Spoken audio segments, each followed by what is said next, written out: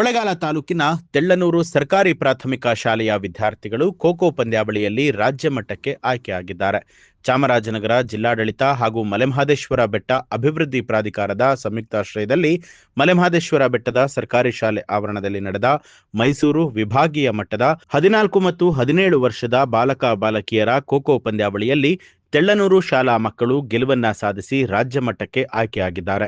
ಸಾಧನೆ ಮಾಡಿದ ತೆಳ್ಳನೂರು ಶಾಲಾ ಮಕ್ಕಳನ್ನ ಹನೂರು ಶಾಸಕರಾದ ಎಂಆರ್ ಮಂಜುನಾಥ್ ಅವರು ಹಾಗೆ ಸಾಲೂರು ಮಠದ ಪೀಠಾಧ್ಯಕ್ಷರಾದ ಶಾಂತಮಲ್ಲಿಕಾರ್ಜುನ ಸ್ವಾಮೀಜಿಯವರು ಅಭಿನಂದಿಸಿ ರಾಜ್ಯ ಮಟ್ಟದಲ್ಲೂ ಕೂಡ ಸಾಧನೆ ಮಾಡಿ ನಮ್ಮ ಜಿಲ್ಲೆಗೆ ಹಾಗೂ ತಾಲೂಕಿಗೆ ಕೀರ್ತಿಯನ್ನ ತರುವಂತೆ ಆಶೀರ್ವದಿಸಿದ್ದಾರೆ.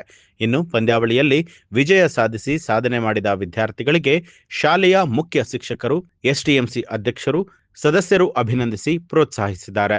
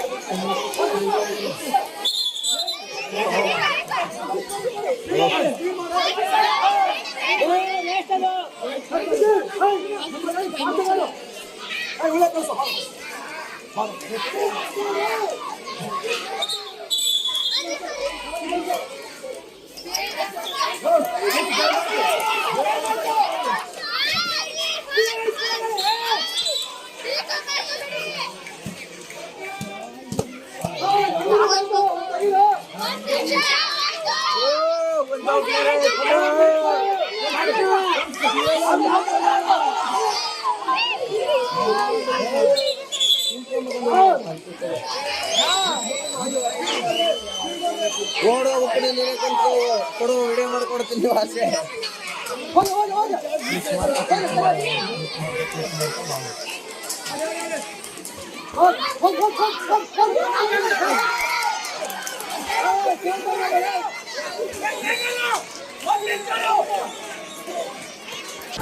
ನ್ಯೂಸ್ ಅಲರ್ಟ್ ನಿಮ್ಮಿಂದ ನಿಮಗಾಗಿ.